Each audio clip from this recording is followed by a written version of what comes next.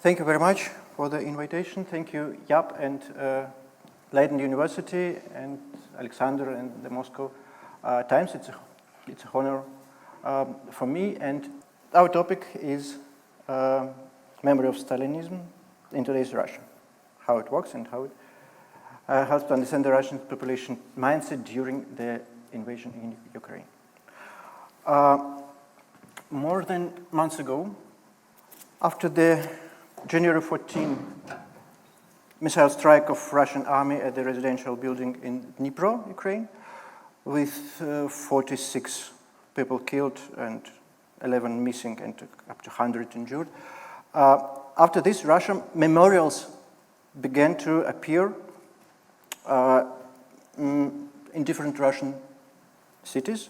At the end of the January, there were about 42 towns in this list. Most of them are organized at the memorials to victims of Soviet state terror.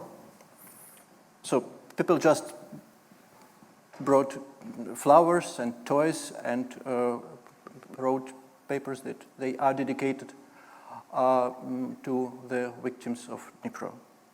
The question is it a coincidence that these memorials are built, are organized at the places where there are memorials of to the victims of Soviet state terror? Maybe these places are just suitable for such actions because they are dedicated to innocent victims and that's all. Is there a relation between memory of the Soviet state terror and the reactions of Russian population to the war in Ukraine? There are evidences that it is not just a coincidence. After the February 2022, there is a noticeable surge of visitors at the Moscow Museum of Gulag History, about twice to usual pre-war number. And as I work with this topic, with the memory of Gulag, I see the signs of the same surge of interest in other Russian cities and regions. My book about how nations deal with legacy of their state's crimes, published more than a year before the war and dedicated to the Stalin state terror, became a bestseller in Russia after the beginning of the war, together with books by Hannah Arendt, George Orwell, and Sebastian Haffner. Looking for the historical and existential parallels which can help to deal with this experience of the war, with the situation that you are a citizen of the aggressor state, people find these parallels in the history of Soviet state repressions. So I'd like to represent here a short analysis of the memory of Gulag in Russia to make clear how these relations work. For the beginning, a brief summary what we are speaking about when we're speaking about Soviet state terror. Yes, just numbers. We have no time to stay here for long. Since 1918 till 1953, when Stalin died, victims of state persecutions were at least 19.8 millions, and 2.3 million of them were killed. So you can see details. So it's not just an episode of history, it's national tragedy, which, and it is important, was never legally condemned. There was a company fight with personality cult by Nikita Khrushchev, but it was not about justice. It was a fight for power among leaders of the Soviet Union. So there were rehabilitations, but it was just a formality. There was no compensations and there were no trial on the perpetrators. So this is the difficult past which we have. History of the work with memory of the Gulag, or Soviet state terror, or Stalin's purges, in Russia dates back over 60 years, and there are many actors and plurality of narratives here. And to draw any complete picture, I should read a course, not a short lecture. First, which it is important to state that to say that the state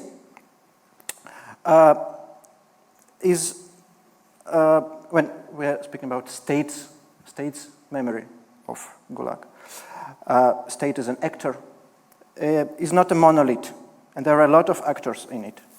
But where, for the convenience, we will speak about the state as an actor. Then the memory of the state terror in Moscow and in Moscow and in Ural and in Siberia or in Magadan are very different. They are still more different in national republics as in Kalmykia or Chechnya, etc. And these memories are pretty much silenced and underground for many reasons. But here, as we have just 45 minutes, we are interested not so much in the plurality of narratives, but in the basic logic of how this memory looks like and how it corresponds with reactions to the war. So I'll describe this memory as two opposing poles, opposing narratives. One is the patriotic one, and the patriotic one represented primarily by the state, and the critical one is represented primarily by the memorial society. I'll later explain what is this. And it's the term patriotic needs reservations because I'm not sure about connotations of the term patriotic in Dutch. But in Russia, this term is, to say, occupied by propaganda. It is a good thing to love your country, but this term is discredited very much as it is used by propaganda, and so I'm speaking about so-called patriotism, so-called patriotic memory. So I'm describing the two poles, but in fact the essence of this memory exists between them. But we have just time to draw the scheme, describe these poles. So, the patriotic memory. For the state, and again, it should be reservations that for in Russian, in Russian state is it is a specific. It's the same as authorities, Kremlin, or president, not country of nation or nation.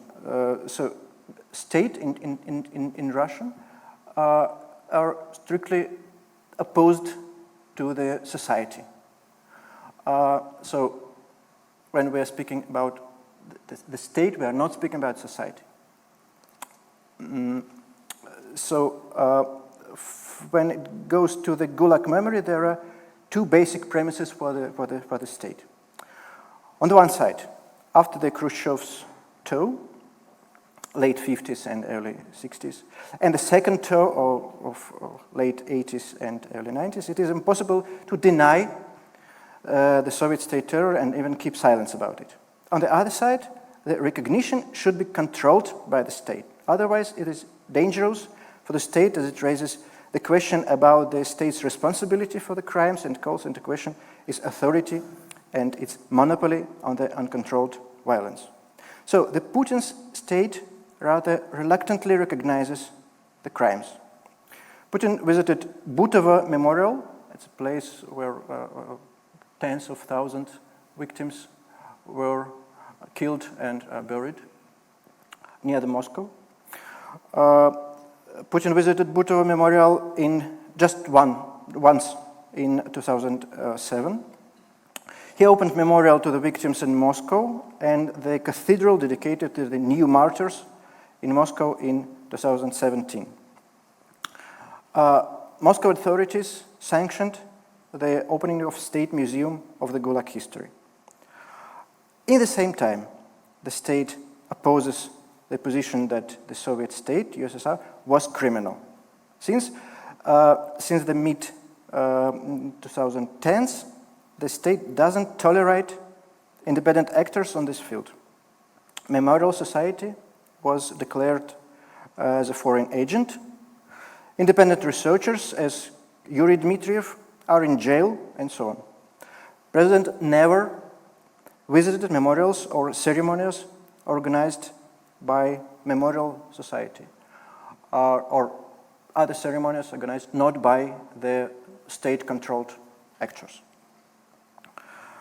And according to the state narrative represented by the, for example, exhibition Russia, My History, the tragic pages of Soviet history are counterbalanced with the glorious pages. There was Gulag, but on the other side, there were successes in industrializations in 30s and a great victory in the Second World War. So it is a quotation from Patriotic on the opening of this exhibition. This exhibition is quite important as later this narrative of the past became standard, and these exhibitions are spread all over the Russia. I think there are about 20 such exhibitions with this exactly logic expressed are in Russia now. So it is important here that the stress is mind. We should not doubt successes of a state leader who stood at the origins of the revival and modernization of the country, even if he committed crimes. So this counterbalancing of crimes or tragedies and successes. There were tragedies. Very rarely we see in official narrative the concretization what these tragedies were. There were tragedies.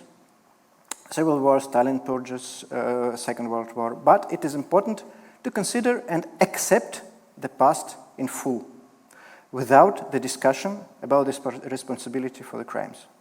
It is important to remember how dangerous civil conflicts can be and how important the unity of the society. It is a quotation from the President Putin's speech during the opening the cathedral dedicated to the memory of new martyrs, in fact, victims of Soviet state terror, Russian Orthodox believers.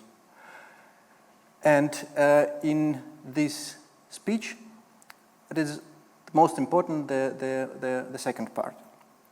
We need to remember both the uplifting and the tragic pages in our history and learn to accept our past in full, objectively, passing nothing over in silence. Only then will it be possible to fully understand and digest the lessons of our past offers. We know how fragile civil peace is. We know this now. We must never forget this. We must never forget how hard the wounds of division heal. It's important to understand that this centenary of October Revolution of 1917. So all this speech is important for it, that association with tragic pasts is association of civil conflicts, divisions. And it is important to remember how these divisions are dangerous. And as I said, the state wants to control this narrative. It means that independent actors inside Russia should be banned, and the state also very zealously reacts to the critics of Soviet crimes from abroad, also uncontrolled. And this is the quotation from famous interview, Putin's interview to Oliver Stone. It seems to me that the excessive demonization of Stalin is one of the means of attacking the Soviet Union and Russia, to show that today's Russia carries on itself some kind of birthmarks of Stalinism. We all have birthmarks of some kind. Well, so what? Russia has changed fundamentally.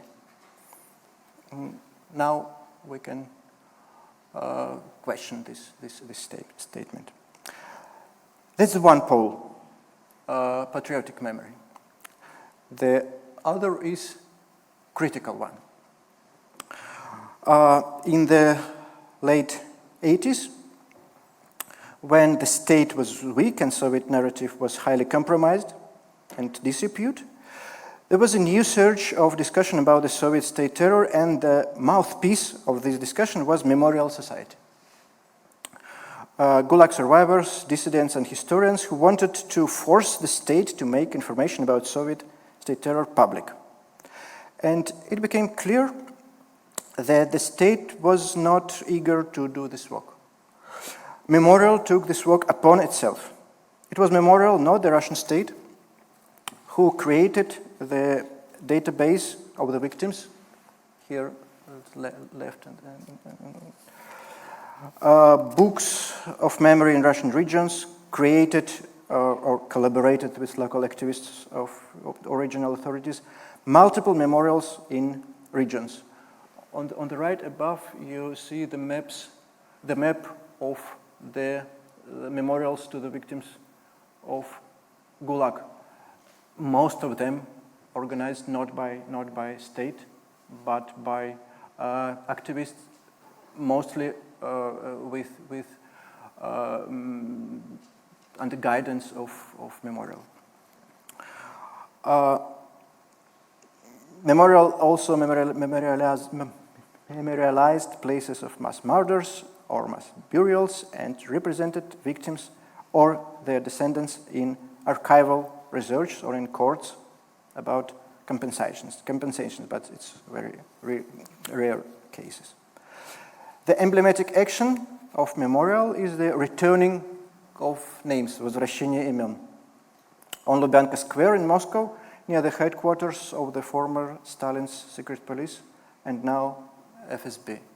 You know, on the right, on the down.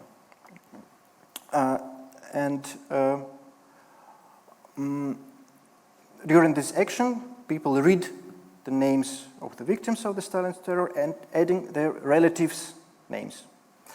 In late 10s, this action becomes very popular all over Russia and abroad. Last October, it was organized in Amsterdam and in tens of cities around the world. So it's in the center. It's action in Amsterdam at the memorial of Frauen of Ravensbrück in this October.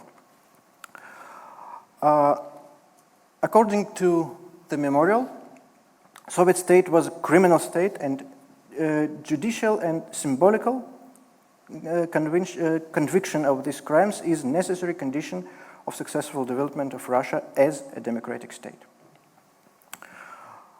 So this is the quotation from a speech of the chief person of Memorial.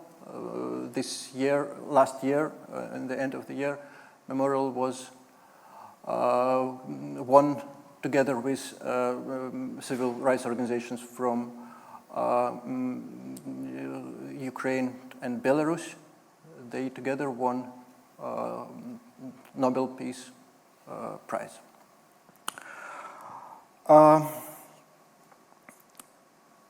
So, to summarize main elements of these two positions, the supportive to the state and the critical. Patriotic memory speaks about tragedy, not a crime. Tragedies are counterbalanced by the successes. Memory of they are about memory of the victims instead of the memory of the perpetrators. This memory weighed in the discussion about responsibility for the crimes. It's important to draw a line under the past to move on without its burden. And it's about not to stir up the past, not to dig up old battles and not to divide the nation. On the contrary, the critical memory, it stresses that it was crime, not just a tragedy, that crimes are not counterbalanced by the successes. It stressed the memory of the victims and of the perpetrators also. Importance of the discussion about responsibility for the crimes. Remembers of the difficult past, according to this narrative, is the only way to stop it from the repetition. Never again, nie wieder. And agreement about the assessments of the difficult past is the only way to unite the nation, not the silence about this past. Again, the picture I demonstrate here with two poles, two narratives, and two actors, the state and the memorial, is a very strong generalization and simplification of the whole picture. I give two poles just to describe the range.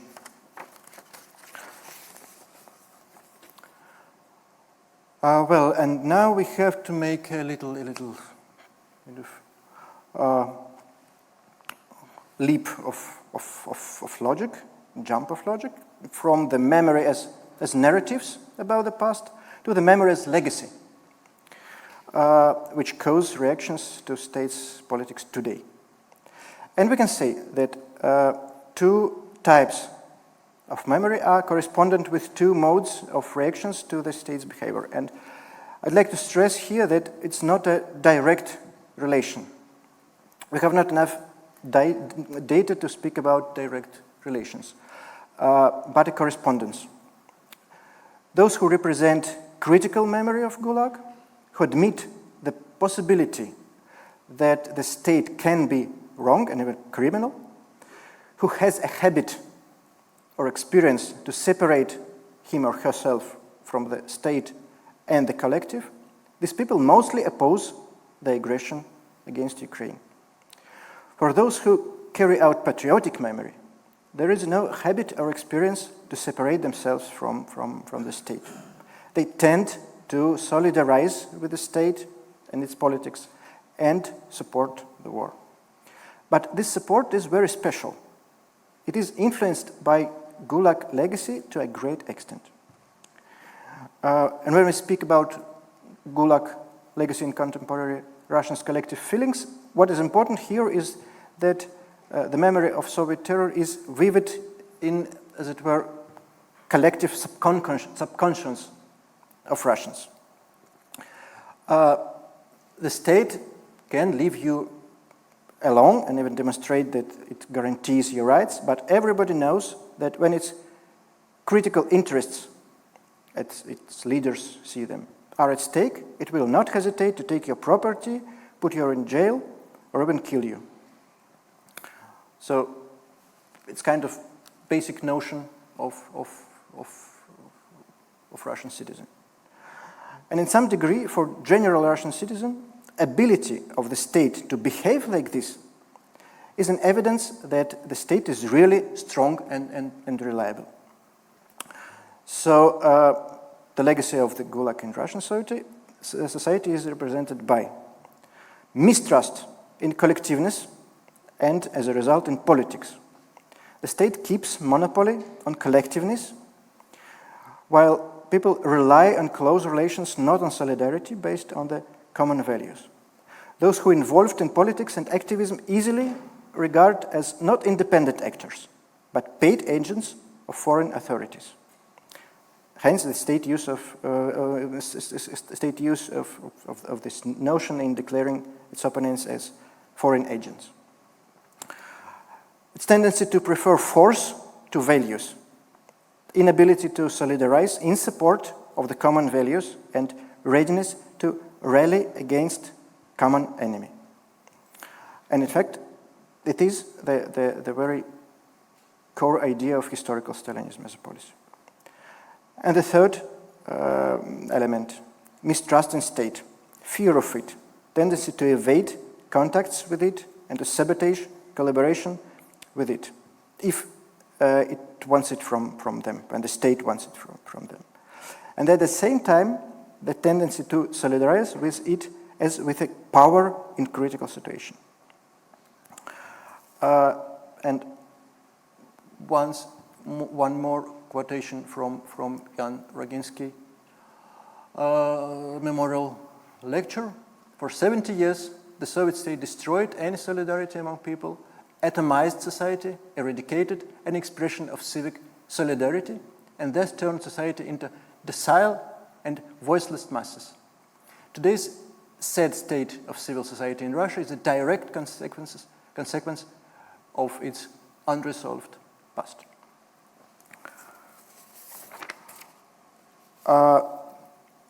And here one very demonstrative illustration. As you can see, there are two diagrams, one of the real income of Russian citizens in 2014-17 after the Crimea annexation, and the other of the approval rating of President Putin during the same period. As you can see, when the situation in economics deteriorates, the support of the president as embodiment of the state surprisingly not deteriorates but escalates. It, in a way, it corresponds with international phenomenon well known as the rally around the flag. But here is the local specific. For Russians with our historical legacy, the state and its authorities is a power that is above the law. It is sometimes like forces of nature, and it is impossible to resist it. You can either evade it or solidarize with it as with a force. And you should definitely demonstrate support, whatever you feel intimately about it. So you cannot support it sincerely, but you should demonstrate it. That's why Russian leaders, when they feel weakening of their support, are not afraid to provoke a crisis. In a way, they know how to govern in critical situation, in the situation of mobilization, but not in normal one. That's why crises of 2014 and 2022 were in a way predictable on the basis of economic problems. Is what we see now as a reaction to the war and to the military mobilization. We can trace here the Gulag legacy. And in the strategies of these reactions, we can trace correspondence with two strategies of memory of the Gulag. People in general prefer to keep silence about this war, and their main feeling is fear. The situation is serious, and the state will not hesitate to sacrifice its own citizens, to bomb Voronezh, bombить Voronezh, according to the popular meme, if the state sees it necessary. Those who can separate themselves from the state and its interests, and here are the representatives of critical memory,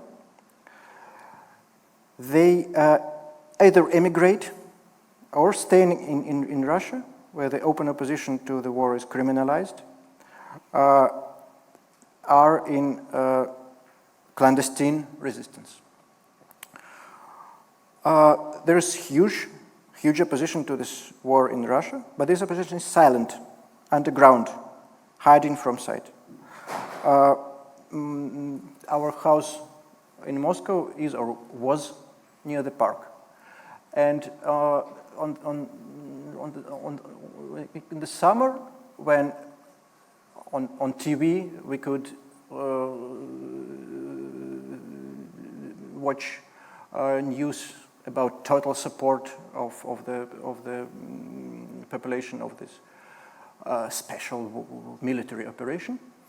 At that exactly that days in the park there was a lot of green ribbons, and maybe you know that both in Russian and Ukraine, Zelensky, it is green. So these green ribbons in Russia meant the support of Zelensky. Now, these monuments, really numerous monuments, memorials after the missile strikes, the graffitis, and so on and so on. We read in the news when officials make statements in support of the war, but we don't read about situations when officials don't make such statements, even feeling the pressure to make them. Well, there are a lot of such cases, but we don't know about them. It's about those who can separate themselves from the states. But those who can separate themselves from the state, the representatives of patriotic memory, also carry on models of behavior caused by the Gulag legacy. There are active supporters of the war. As I spoke about this, there is a tendency to support the force. Of course, there are other reasons, but it's not our subject now. As soon people feel that Russia is not the strongest part in this conflict, we will see the dramatic change of this support. So it is support not because of the agreement with politics, not because of the values, but because of because it's force. But mostly, this support is not active but passive. It concerns even those who go to the war during mobilization. They have no option to resist to the state when it wants them.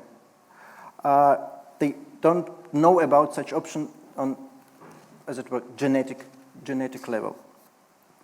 So they do not protest against the mobilization, and their wives provides them with equipment as they do not trust to the state as a reliable counteragent. But once mobilized, they are trying to sabotage the process as far as it is possible, or when it's not possible anymore, to refuse to go to front. We know that there are numerous such cases. To desert, to leave the army, or surrender to Ukrainian army. They are in no way motivated soldiers, but forced laborers, with all which that implies. So, I'm finishing. While there are a lot of speculations about what the Russian population thinks about the war against Ukraine, it is important to understand that we have very limited data to rely on here. There are no direct instruments to measure people's real position. Opinion polls are not relevant, as people in general regard opinion polls as a state loyalty test in Russia. So they give the answers they feel they are supposed to give. We see declarations of support in state propaganda, yes, but we know for sure that it lies. So we have no instrument to make assessment of people's real position directly, but we have some indirect evidences. For example, the numbers of refugees from mobilization, deserters or war captives. We don't know correct numbers here, but we will know them later, I'm sure.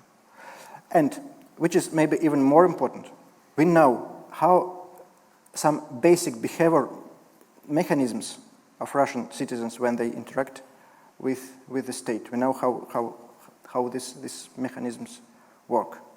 And these mechanisms are strongly determined by the memory of the Gulag, of Soviet state terror, of the generations of fear, of impossibility to resist, and of silent obedience. If we know how these mechanisms of dealing with the fear of the state as a terrorist work, we can much better understand reaction of Russian citizens to the war. And here I'm finishing. Thank you for your attention.